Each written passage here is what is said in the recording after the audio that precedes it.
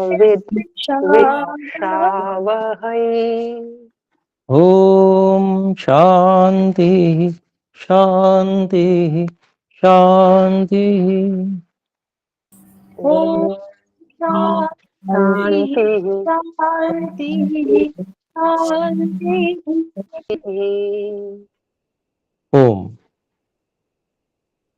आज के दिन हम श्रीमद् वाल्मीकि रामायण इस पुस्तक का स्वाध्याय करते हैं और इस पुस्तक में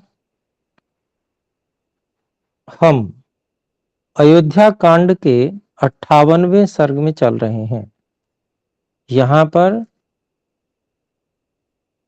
भरत जी पर माता कौशल्या जी के द्वारा आक्षेप होने पर भरत जी माता कौशल्या जी को बहुत प्रकार से आश्वासन दे रहे हैं कि मैं बिल्कुल भी इसमें सम्मिलित नहीं हूं, मुझे तो पता ही नहीं था और ये इतना भयंकर सब कार्य हुआ, ये मेरे लिए भी उतना ही दुखदायक है जितना आपके लिए है। तो ये उनको विश्वास दिलाने के लिए कितनी सारी बातें उन्होंने कही हैं और अब तक हम 44 श्लोक इसमें पढ़ चुके हैं और 45वां श्लोक इसी से संबंधित अब हम पढ़ने वाले हैं।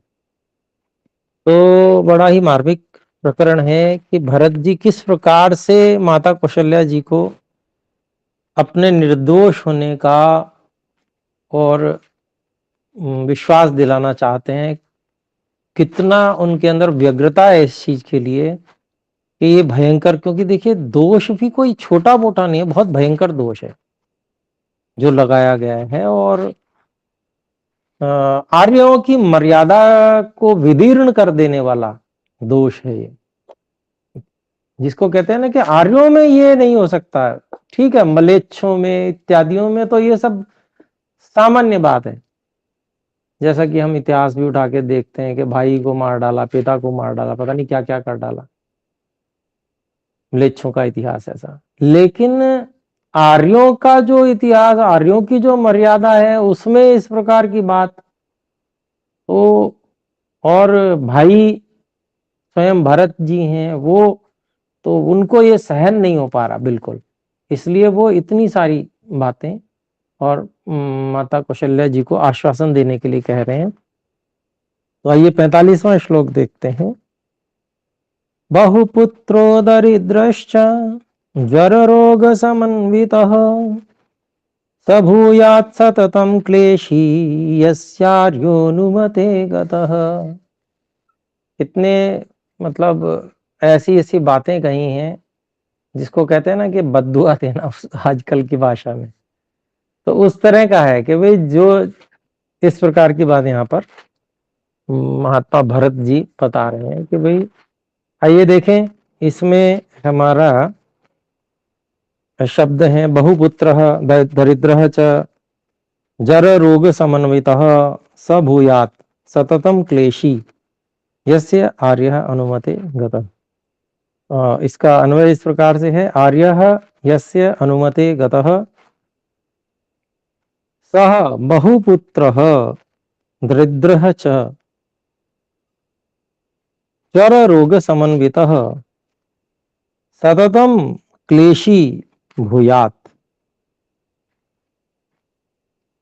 तो क्या कह रहे हैं भरत जी?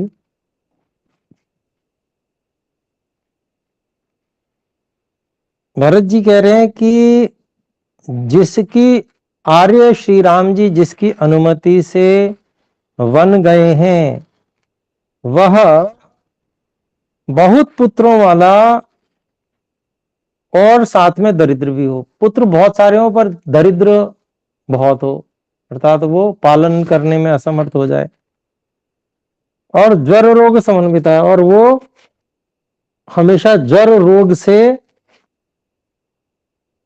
पीड़ित रहने वाला हो। ये कितना, जैसे उसके लिए कितना बुरा कहा जा रहा है कि हमेशा उसको बुखार ही रहता हो। अब सोच लीजिए थोड़ा सा बुखार किसी को हो जाए, ज्वर हो जाए, कितना कष्ट होता है, कुछ करने योग्य नहीं रहता व्यक्ति, शरीर में टूटन होती है, कितनी कठिनाई होती है। और ये बात उनके लिए कहा जा रहा है तो हमेशा उसको बुखार ही रहे। और स भूयात् सततम क्लेशी। फिर कहते हैं कि सततम क्लेशी भूयात्, और वो हमेशा क्लेश को प्राप्त रहने वाला हो, निरंतर उसको क्लेश ही सताए, परेशान ही रहे वो हमेशा। तो ऐसा ये जो है भरत जी ने माता कौशल्या जी को सांत्वना देने के लिए, आश्वासन देने के लिए कि भाई मैं नहीं हूं, ऐसा उन्होंने कहा। तो 46वां श्लोक है, आशामाशंसमानानां दीनानामूर्ध्वचक्षुषाम् अर्थिनां वितथां कुर्याद् यस्यार्योनुमते गतः। ये कहते हैं कि भी जिस आर्य श्री राम जी जिसकी अनुमति से बन गए हैं, ये तो सब में एक समान ही है। और इसके शब्दों को अलग अलग आशाम आशंस माना नाम, दीना नाम ऊर्ध्व चक्षुषाम, अर्थी नाम वितथाम कुर्यात। और इसमें अब हम इसका अन्वय करते हैं। आर्यः यस्य अनुमते गतः आशाम आशंस मानानाम दीनानाम ऊर्ध्व चक्षुषाम अर्थीनाम वितथाम कुर्यात। तो कहते हैं कि आर्य श्री राम जी जिसकी अनुमति से बन गए हैं उसको वही पाप लगे। कौन सा पाप? जो आशाम आशंस माना नाम,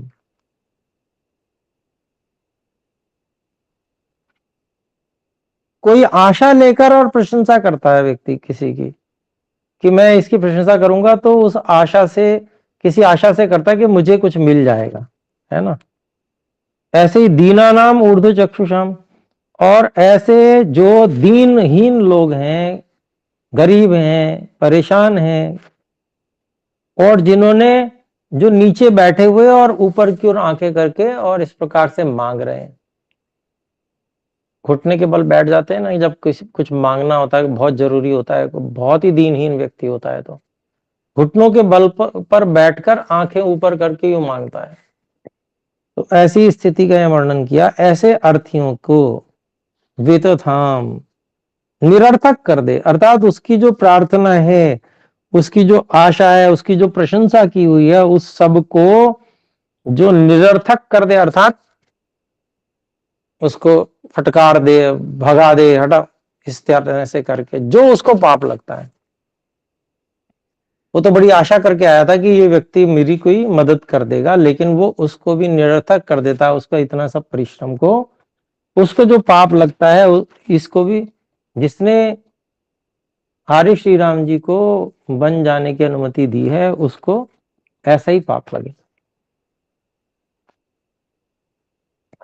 फिर 47वां श्लोक देखते हैं। मायया रमतां नित्यं पुरुषः पिशुनो शुचिः राज्यो भीतस्त्वधर्मात्मा यस्यार्योनुमते गतः।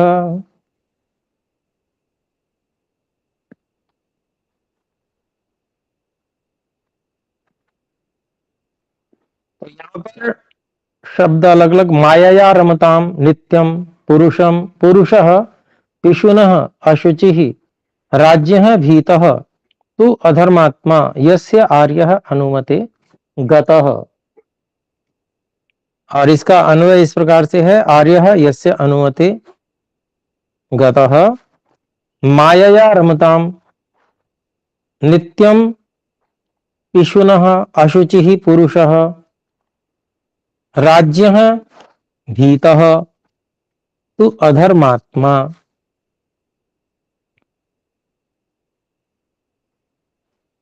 तो यहां पर भी वही उसी तरह की बात कही है कि आर्य श्री राम जी जिसकी अनुमति से बन गए हैं, उसको वैसा ही पाप लगे जो झूठ में सदा रमण करता है, असत्य में रमण करता है। माया जो है उसको छल कपट कहते हैं। झूठ छल कपट माया। तो झूठ छल कपट से जो वर्तमान रहता है उसी में रमता है, जो झूठ छल कपट में, उसको जो पाप लगता है इसको भी लगे। और फिर कहते हैं नित्यम पिशुनो अशुचि ही, हमेशा जो चुगलखोरी करने में लगा रहता है और गंदा रहता है, ऐसा पुरुष जो है उसको जो पाप लगे वो इसको लगे। फिर कहते हैं अधर्मात्मा राज्य बीता, ऐसा व्यक्ति जो अधर्म करने वाला है, अधर्म ही करता है और राजा से हमेशा डरता फिरता है, उसको जो पाप लगता है वही पाप उसको भी लगे, जिसकी अनुमति से श्री राम आर्य श्री राम जी बन गए हैं। 48वां श्लोक देखते हैं।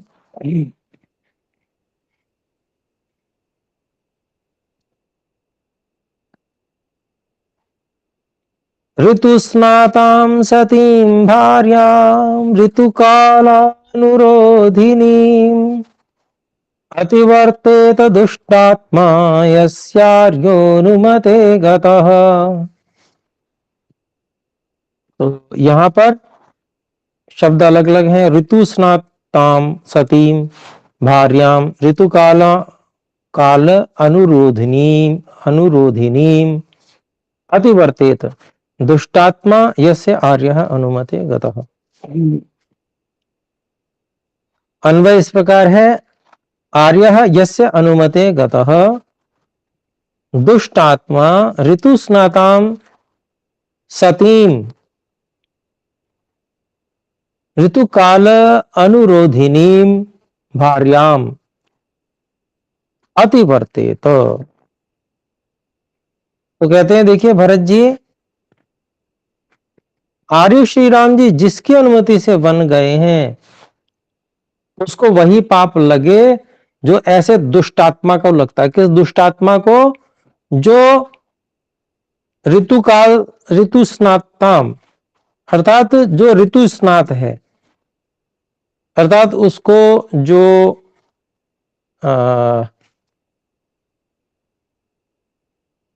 मासिक होता है वो उससे निवृत्त हो चुकी है, और सती अर्थात जो पतिव्रता स्त्री है और ऋतुकाल के अनुसार आचरण करने वाली है, ऐसी जो पत्नी है अपनी पत्नी उसको अतिवर्तित, ऐसा जो दुष्टात्मा है जो उसको ऋतुदान नहीं देता है। अतिवर्तित का मतलब ये हुआ कि उस संतान की इच्छा से आती है तो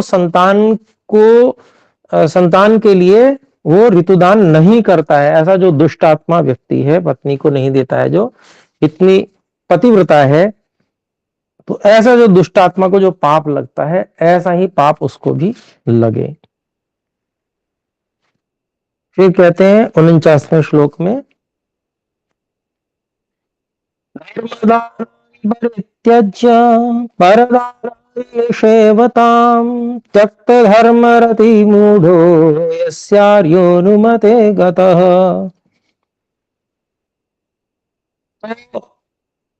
ये दुष्टात्मा जो पिछले श्लोक में कहा था वो किस कारण से ऐसा करता है? अधिक जो लोग व्यभिचारी होते हैं वो इस प्रकार का कार्य करते हैं, अपनी पत्नी को छोड़कर इधर उधर वो भ्रमण करते रहते हैं। तो ये जो श्लोक है उससे जुड़ता हुआ सा ही है। तो आइए देखें, इसमें शब्द अलग अलग है। धर्मदारान परित्यज्य परदारान निषेवताम त्यक्त धर्म रति मूढ़ यस्य आर्य अनुमते गतः। तो अन्वय इस प्रकार हो गया, आर्य यस्य अनुमते गतः त्यक्त धर्म रति मूढ़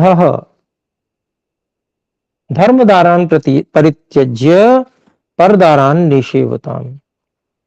तो कहते हैं देखिए, आर्य श्री राम जी जिसकी अनुमति से बन गए हैं उसको वही पाप लगे जो किसको लगता है? त्यक्त धर्म, धर्म को छोड़कर रति मूढ़ा, काम में ही सदा आसक्त रहता है, जो मूढ़ हो गया है काम वासना से, और धर्मदारान परित्यज्य, अपनी जो धर्म के अनुसार जिनसे विवाह हुआ है उन पत्नी को छोड़कर परदारान निषेवताम, और अन्य पराई स्त्री से जो संयोग करता है, तो ऐसे व्यक्ति को जो पाप लगता है, भयंकर पाप, वही पाप उसको भी लगे, जिसकी अनुमति से श्री राम जी बन गए। तो आइए देखिए 50वां श्लोक है।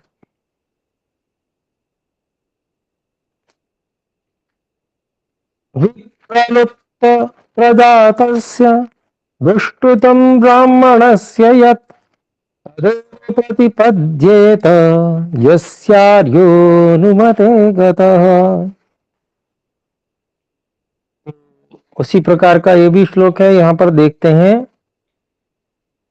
अलग अलग शब्द। विप्रलुप्त प्रजातस्य दुष्कृतं ब्राह्मणस्य यत् तदेव प्रतिपद्येत यस्य आर्यः अनुमते गतः।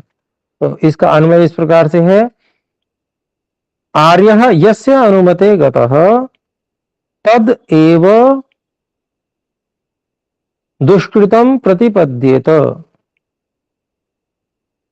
यत् प्रजातस्य ब्राह्मणस्य विप्रलुप्त।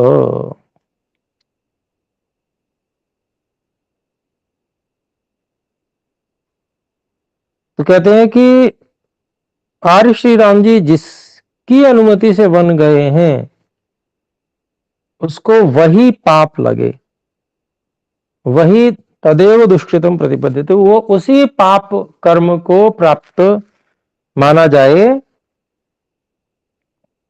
जो यत जो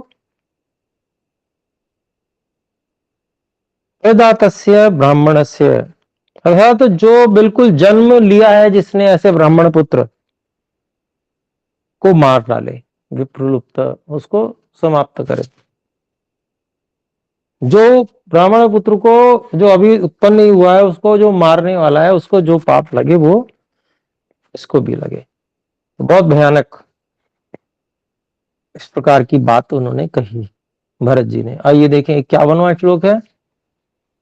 पानीय दूषके पाप तथैव विषदायके यत्तदेकः स लभतां यस्यार्योरुमते गतः।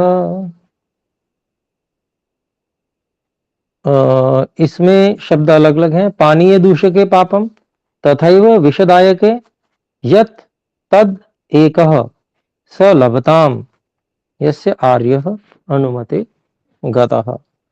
इसका अन्वय इस प्रकार से करेंगे हम। आर्यः यस्य अनुमते गतः पानीय दूषके पापम तथैव तथा एव विषदायके पापम यत् तद एकः स लभताम। तो कह रहे हैं देखिए कि आर्य श्री राम जी जिसकी अनुमति से बन गए हैं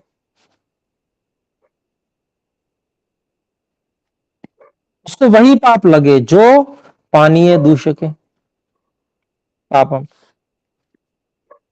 जो पानी को गंदा करने का जिसको जो पाप लगता है, अर्थात सब लोग उस पानी को पीते हैं और उसको वो व्यक्ति गंदा कर देता है मलमूत्र इत्यादि से। आजकल ऐसी खबरें बहुत आ रही हैं, ये छोटे बच्चों तक को ये म्लेच्छ लोग सिखा रहे हैं कि गंदा करके मलमूत्र मिला के और जो म्लेच्छ नहीं है उनको ऐसा पानी पिलाओ। तो यहां पर तो पाप गिनाया गया बहुत भयंकर, और उन लोगों को ऐसी बुद्धि भ्रमित हुई है कि वो वही पाप करने के लिए सबको प्रेरित कर रहे हैं। फिर आगे कहते तथा विषदाय के, ऐसे ही जो विष देने वाला व्यक्ति होता है, भोजन में विष दे देता है जो, उसको जो पाप लगता है, तो कहते हैं यद तद, जो पाप उनको लगता है, तद एका सा लभताम, वो सब मिला के पाप एक उसको लग जाए जो जिसकी अनुमति से श्री राम जी, आर्य श्री राम जी बन को। तो कितनी भयंकर जो है उलाहना, और वो उलाहना नहीं कहेंगे इसको, जो भावना प्रकट कर रहे हैं कि ऐसा हो जाए। तो 52वां श्लोक देखते हैं।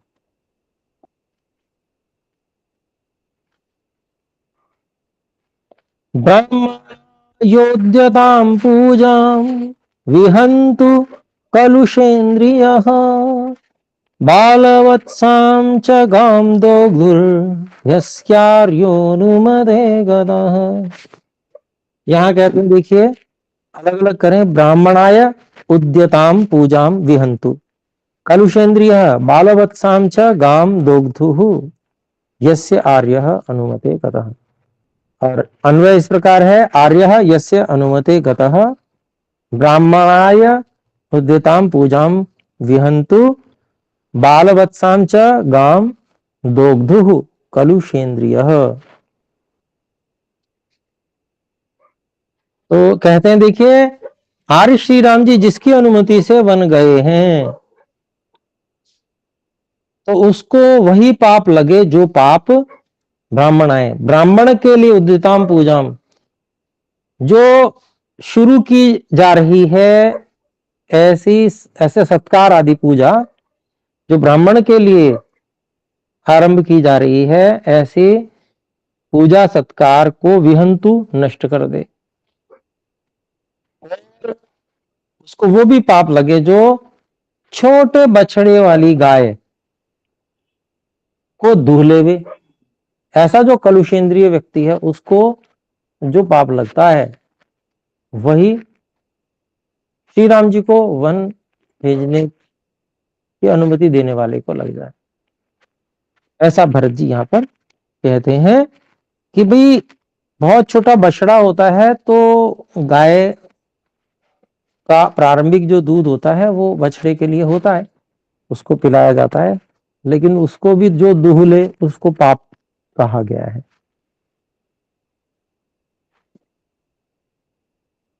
और एक और श्लोक देख लेते हैं, 53वां श्लोक। तृषार्तं सति पानीये विप्रलम्भेन योजयेत् लभते तस्य यत् पापं यस्यार्योनुमते गतः।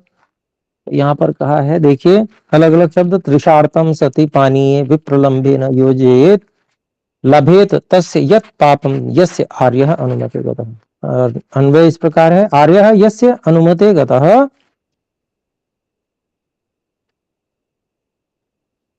सति पानीये विप्रलम्भेन तृषार्तं योजयेत् यत् पापम तस्य लभेत। तो कहते हैं कि जिसकी अनुमति से आर्य श्री राम जी वन गए हैं, उसको वही पाप लगना चाहिए जो सती पानी है, पीने योग्य होने पर भी, पीने योग्य पानी होने पर भी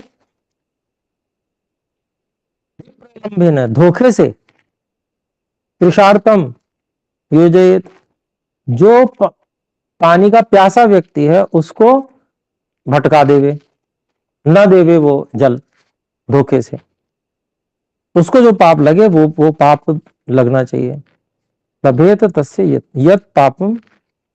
तो वो जो इस पाप को प्राप्त करता है वही पाप उसको भी लगना चाहिए।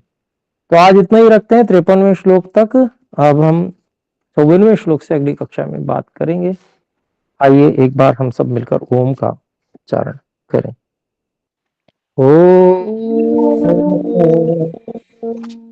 सभी को सादर